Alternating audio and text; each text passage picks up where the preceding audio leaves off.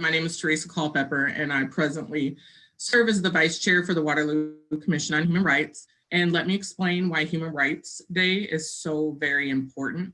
People deserve to be treated fairly with dignity and respect. We are all born equal and should be treated as such, as you were all just discussing. Every person deserves a set of rights by which they can live their life as they choose and without being oppressed, suppressed, or owned by someone else. It reminds us how far we have come. Whilst there is still definitely a long way to go, we should take a moment to acknowledge that progress is being made and the world is a better and fairer place for more people than it was a few hundred years ago, especially 1619. Let's acknowledge that and pursue vigorously the improvements that still need to be made. This day also promotes unity. The Declaration of Human Rights was agreed upon by 48 member states when it was first created. That's 48 countries sharing a common belief that life should be and can be better for everyone. So tonight, Nikole, it is my honor, in recognition of your incredible spirit, to make this world a better place to live, work, learn, and play. We celebrate you with the Ida B. Wells-Barnett Award for Courage and Tenacity. Imagine that.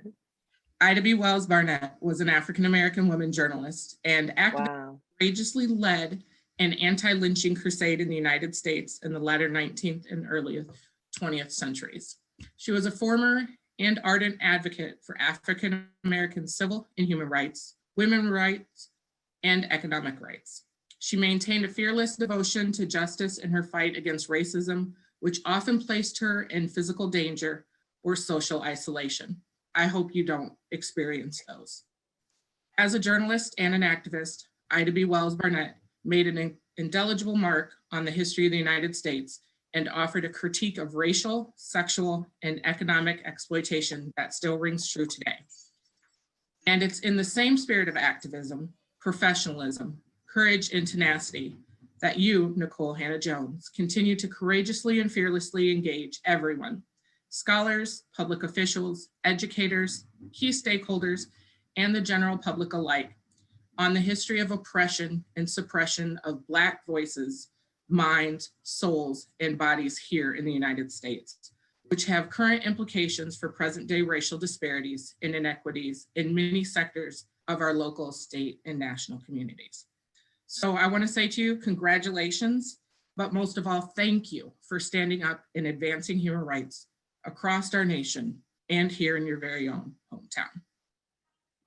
Thank you.